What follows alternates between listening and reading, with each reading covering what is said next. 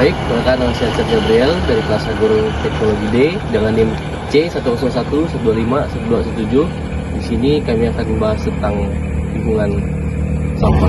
Saya Fiansyah, kelas Agroteknologi D dengan NIM C101-125-1194. Perkenalkan, nama saya Alvaro Kayakiswit, kelas Agroteknologi D dengan NIM C101-125-1196. Perkenalkan, nama saya Fragelus Rakel Rafliliando dengan NIM C10112512118 kelas Agroteknologi D. Kalau kita ngomongin soal sampah nih, data dari Sistem Informasi Pengelolaan Sampah Nasional dari Kementerian Lingkungan Hidup dan Kehutanan menunjukkan bahwa Indonesia menghasilkan 34,85 juta ton timbunan sampah pada tahun lalu 2022.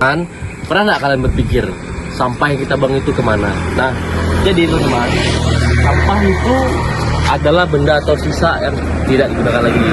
Sampah itu dapat berasal dari rumah kita sendiri, dari sekolah, dari kantor, bahkan dari lingkungan itu. Untuk sampah itu terbagi menjadi 3. Ada sampah organik seperti sisa makanan, daun dan ranting sampah ini bisa diurai oleh alam menjadi subur. Anorganik seperti plastik, kaleng, botol dan kaca, sampah ini sulit terurai, bahkan bisa bertahan puluhan hingga ratusan tahun, sehingga bisa menumpuk di lingkungan. Dan juga ada sampah B3. Apa sih B3? Bahan berbahaya dan beracun, seperti baterai, obat kadaluarsa, minyak bekas, atau limbah elektronik. Sampah ini harus ditangani khusus karena bisa merusak tanah, air, dan bahkan kesehatan manusia. Jadi penting banget buat kita mengenali jenis sampah supaya bisa menanganinya dengan benar dan minimalkan dampak negatifnya. Sampah dapat berdampak serius kalau sampah menumpuk dan tidak diolah dengan baik.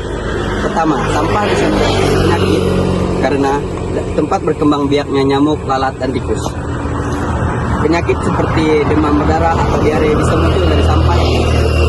Kedua, sampah plastik dan anorganik lainnya bisa mencemari tanah dan air, mengganggu kehidupan tumbuhan dan hewan.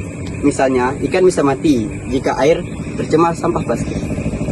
Selain itu, sampah yang menyumbat saluran air dapat menyebabkan banjir, apalagi saat musim hujan. Pemandangan lingkungan pun jadi tidak indah, dan udara bisa berbau tidak sedap. Jadi, jelas sampah itu bukan masalah kecil, tapi masalah. Untungnya, ada banyak cara sederhana untuk mengurangi dampak sampah. Salah satu yang paling efektif adalah reduce, reuse, dan recycle.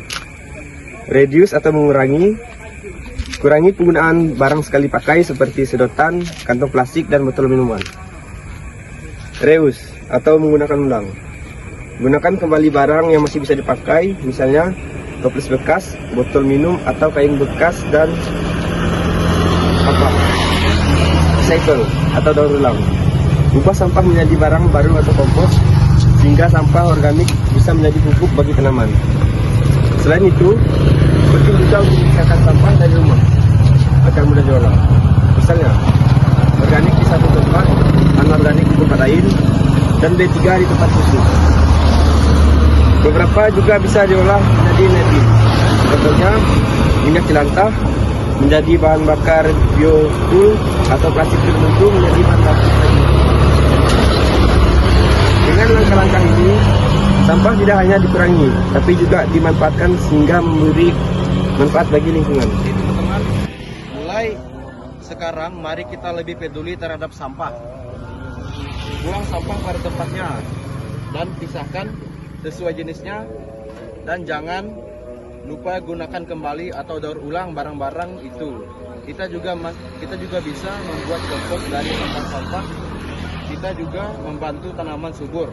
Ingat, kelola sampah dari rumah mulai sekarang. Jangan tunggu pemerintah atau orang lain. Setiap orang punya peran penting. Ajak keluarga atau teman dan tetangga untuk sama-sama peduli pada lingkungan.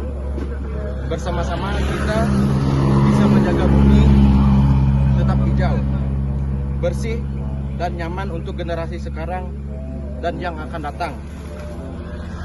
Kelola sampahmu, selamatkan lingkungan. Sekian yang dapat kami sampaikan. Sekian, terima kasih.